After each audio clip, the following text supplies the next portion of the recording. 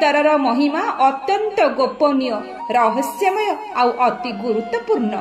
ଜାଣନ୍ତି, ଶ୍ରୀମନ୍ଦିରର ଅନ୍ୟ ତିନି ଦ୍ୱାର ମହାପ୍ରଭୁଙ୍କର ବଡ଼ସିଂହାର ବେଶ ବଢ଼ିଲା ପରେ ବନ୍ଦ ହେଇଯାଉଥିଲା ବେଳେ ଏହି ଉତ୍ତର ଦ୍ୱାରଟି କିନ୍ତୁ ସଞ୍ଜ ନଉ ନଉ ଭକ୍ତଙ୍କ ପାଇଁ ବନ୍ଦ ହୋଇଯାଏ। କାହିଁକି? କ'ଣ ଏହାର ରହସ୍ୟ?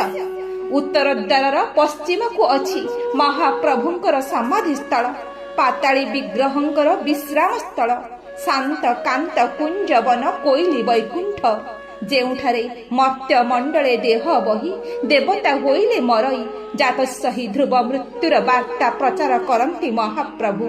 ବିଶ୍ୱାସ, ସନ୍ଧ୍ୟା ପରେ ଏ ସମଗ୍ର ସଂସାରର ସମସ୍ତ 33 କୋଟି ଦେବା ଦେବୀ, ଅନେକ ଅଶରୀରୀ ଦିବ୍ୟ ଆତ୍ମା ଏହି କୋଇଲି ବୈକୁଣ୍ଠ ନିକଟରେ ଏକତ୍ରିତ ହୁଅନ୍ତି ଆଉ ସଂସାର କଲ୍ୟାଣ ପାଇଁ ସଭା କରନ୍ତି, ଯାହାର ନାମ ଦେବସଭା।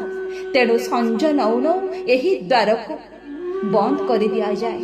ଦେବତାମାନେ ଏହି ଦ୍ୱାରର ପଥ ଦେଇ ଯିବା ଆସିବା କରୁଥିବାରୁ ଏହି ମାର୍ଗର ନାମ ଦେବଯାନ ମାର୍ଗ।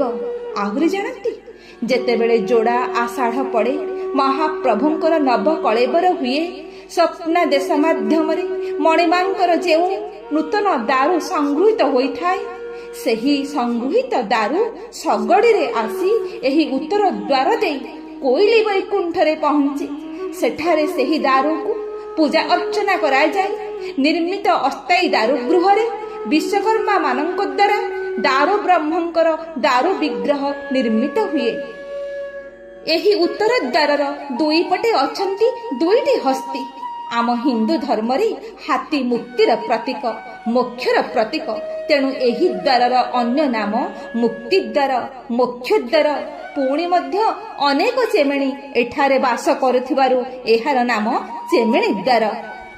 ଜାଣନ୍ତି, ଏହି ଉତ୍ତର ଦ୍ୱାରରେ ପୂଜା ପାଉଛନ୍ତି ମହାପ୍ରଭୁଙ୍କର ଅନନ୍ୟ ସେବକ, ଅଷ୍ଟଭୁଜ ଯୁକ୍ତ ସେହି ତପସ୍ୱୀ ହନୁମାନ, ଯିଏ ମହାପ୍ରଭୁଙ୍କର କୃପା ପ୍ରାପ୍ତ ହୋଇ